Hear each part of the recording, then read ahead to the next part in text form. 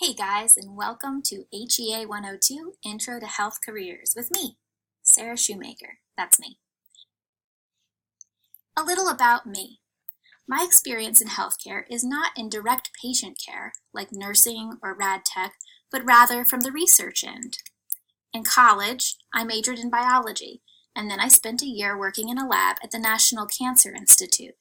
This is a picture of me in that lab where I studied HPV, or human papillomavirus.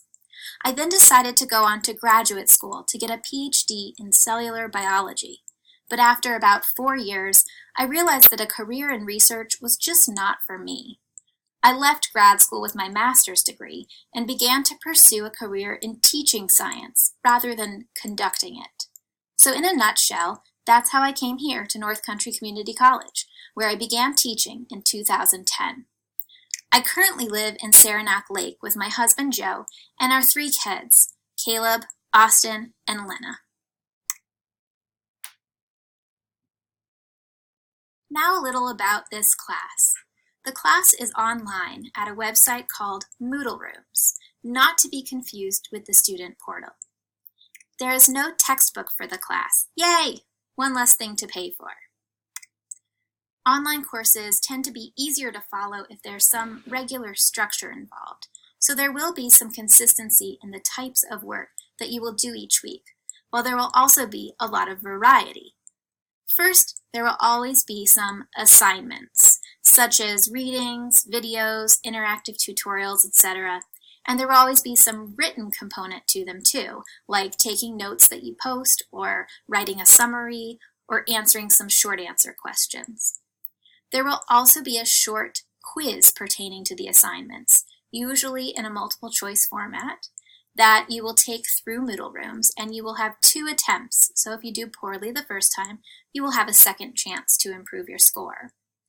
Thirdly, there will always be a weekly discussion forum, which is the online version of a classroom discussion. It's really a great opportunity for y'all to converse, to get to know each other, to share your experience, and to reflect on what you're learning in the course. Finally, there are 2 major assignments that are each worth 20% of your grade. The first, each of you will be assigned a profession, a healthcare profession, and you have to find someone in that profession and interview them about their job. You'll type up the interview transcript and you will share it with the class.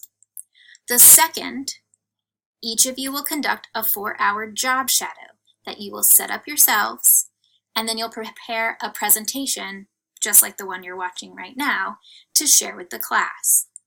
You will be provided with more details about each of these major assignments, but you should start thinking about them now, while it's still way ahead of the deadline. Now, many students want to know if they can get ahead in an online course. The answer for this class is yes, as long as I'm ahead in posting it. And I can't guarantee that I always will be, but I'll try. The rule of thumb to follow is if you can view it, you can do it. Lastly, some tips for success. Many students assume that online classes are quote-unquote easy, and I have certainly advertised this class as such, but that does not mean that you don't have to do any work.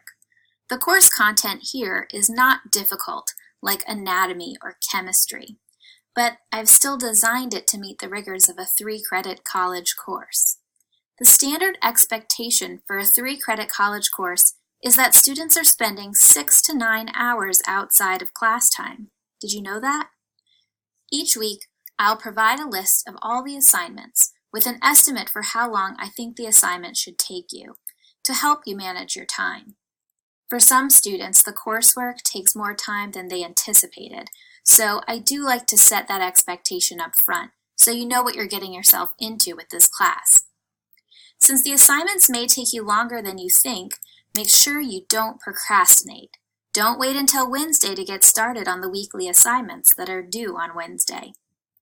Online courses can be out of sight, out of mind, so it may be helpful to set calendar reminders or alarms to remind you to check in regularly. Speaking of procrastination, don't put off your job shadow. The presentation is not due until November, but it will require some planning, so I suggest you start asking around now and go ahead and schedule a date that works for you and whoever you're shadowing. Lastly, please don't hesitate to contact me with any questions or feedback at any time. I really hope you enjoy the course.